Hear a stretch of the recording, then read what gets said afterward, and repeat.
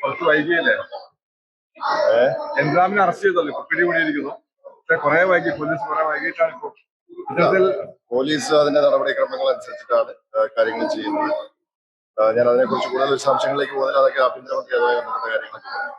ഈ രാമമായി ബന്ധപ്പെട്ട് പറയുകയാണെങ്കിൽ പല കോളേജുകളിലും യൂണിവേഴ്സിറ്റികളിലൊക്കെ അടക്കുന്ന ഇത്തരത്തിൽ ഈ അധ്യാപകരെ കുറിച്ച് വലിയ പരാതി അതിപ്പോ പുറത്തു വന്ന് ചുരുക്കമായി. പക്ഷെ ഇതേപോലെ പലതരത്തിൽ പീഡിപ്പിക്കുന്ന, പ്രത്യേകിച്ച് PhD അടക്കമുള്ള ആളുകളെ പീഡിപ്പിക്കുന്ന രീതിയിലുള്ള പ്രത്യേകിച്ച് ഇന്റർണൽ മാർക്കൊക്കെ ഉള്ളത് പുറത്തിറങ്ങുന്ന അതിനെന്തെങ്കിലും അത്തരം കാര്യങ്ങളെ സംബന്ധിച്ചൊക്കെ നമുക്ക് പരാതികളുടെ അടിസ്ഥാനത്തിലാണ് നടപടികളിലേക്ക് നമ്മൾ കിടക്കുക. കാരണം ക്രിമിനൽ സ്വഭാവമുള്ള പരാതികൾ വരികയാണെങ്കിൽ തീർച്ചയായിട്ടും അത്തരത്തിലുള്ള നിയമപരമായിട്ടുള്ള നടപടികളുമായിട്ട് സർക്കാർ അതുപോലെ തന്നെ പോലീസും മുന്നോട്ട് പോകും. യൂണിവേഴ്സിറ്റി തലത്തിലോ ഡിപ്പാർട്ട്മെന്റ് തലത്തിലോ നമ്മൾ എടുക്കേണ്ട നടപടികളുണ്ടെങ്കിൽ അതും കൃത്യമായിട്ട് മുന്നോട്ട് പോകും.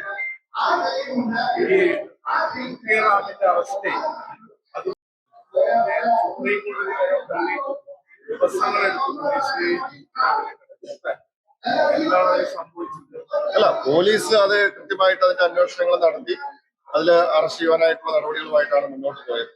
എന്തായാലും ഇപ്പോൾ അറസ്റ്റ് ചെയ്തു. കുടുംബത്തിന് അത് സംബന്ധിച്ച് എന്തെങ്കിലും തരത്തിലുള്ള പരാതികൾ ഉണ്ടെങ്കിൽ അത് തീർച്ചയായിട്ടും അതൊക്കെ പരിശോധിക്കും.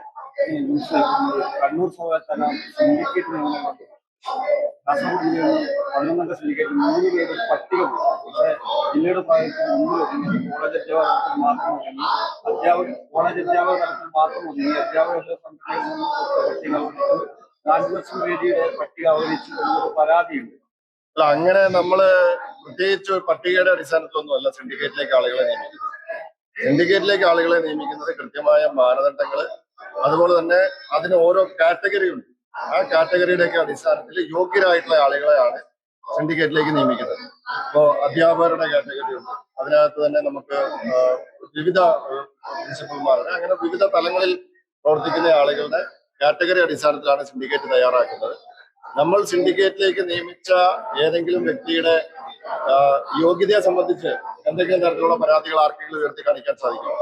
നമ്മൾ ഏറ്റവും ക്വാളിഫൈഡ് ആയിട്ടുള്ള ആളുകളെ ഈ സർവകലാശാലയെ മികച്ച രീതിയിൽ മുന്നോട്ട് കൊണ്ടുപോകണം എന്ന ലക്ഷ്യത്തോടു കൂടിയാണ് ഇപ്പോൾ നിയോഗിച്ചിരിക്കുന്നത്. ഒരു നിയമനം വരുമ്പോ അതിൽ താല്പര്യപ്പെടുന്ന നിരവധി ആളുകളുണ്ട്. മന്ത്രിമാരാവാൻ താല്പര്യപ്പെടുന്ന ആളുകൾ നിരവധി ആളുകളുണ്ടാവും, അതിനകത്ത് യോഗ്യരായിട്ടുള്ളവരുണ്ടാവും. MLA ടിക്കറ്റ് കൊടുക്കുമ്പോൾ അതിന് മത്സരിക്കാനായിട്ട് യോഗ്യതയുള്ള നിരവധി ആളുകളുണ്ടാവും. അത് പഞ്ചായത്ത് മെമ്പർ മുതൽ മുഖ്യമന്ത്രി വരെ പാർട്ടി സ്ഥാനമാനങ്ങൾ തീരുമാനിക്കുമ്പോൾ അല്ലെങ്കിൽ ടിക്കറ്റ് കൊടുക്കുമ്പോഴോ അല്ലെങ്കിൽ മറ്റെന്തെങ്കിലും നിയമനങ്ങൾ നടത്തുമ്പോഴൊക്കെ ഒരു സ്ഥാനത്തേക്ക് യോഗ്യരായിട്ടുള്ള ഒന്നിൽ കൂടുതൽ ആളുകളുണ്ടാവും. നമുക്ക് എല്ലാവരെയും പരിഗണിക്കാൻ സാധിക്കില്ല. നമ്മൾ യോഗ്യതയുടെ അടിസ്ഥാനത്തിൽ നമ്മൾ ആളുകളെ തിരഞ്ഞെടുക്കുന്നു. നമ്മൾ നിയമിച്ച ആളുകൾക്ക് എന്തെങ്കിലും തരത്തിലുള്ള അപാകതകളുണ്ട് അല്ലെങ്കിൽ അവര് ക്വാളിഫൈഡ് അല്ല എന്ന് നിങ്ങൾക്ക് ചൂണ്ടിക്കാണിച്ചാൽ ഞാൻ അത് അംഗീകരിക്കാം. പക്ഷെ യോഗ്യരായിട്ടുള്ള എല്ലാവരെയും നമുക്ക് നിയമിക്കാൻ സാധിക്കുകയില്ല. ഞാൻ പറഞ്ഞതിലെല്ലാം ഉണ്ട്. കാസർഗോഡ് നിന്നും കൃത്യമായിട്ട് അതിനകത്ത് പ്രാതിനിധ്യം.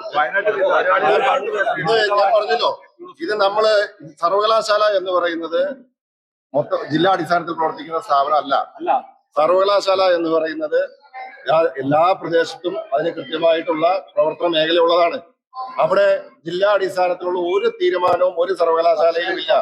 അത് നിങ്ങൾ അതിനകത്ത് തർക്കമൊന്നും പറയണ്ട. അതിനകത്ത് പാർട്ടി അല്ല, അത് ഗവൺമെന്റ് കൃത്യമായിട്ട് കൂടി ആലോചിച്ച് യോഗ്യരായിട്ടുള്ള ആളുകളെയാണ് നിയമിച്ചിരിക്കുന്നത്. അവർ കണ്ണൂരെ കാര്യം നോക്കാനും കാസർഗോട്ടെ കാര്യം നോക്കാനും വയനാട്ടെ കാര്യം നോക്കാനും ഒക്കെ യോഗ്യരായിട്ടുള്ള ആളുകളാണ്. അതിനകത്ത് ആരും ആശങ്കപ്പെടേണ്ട.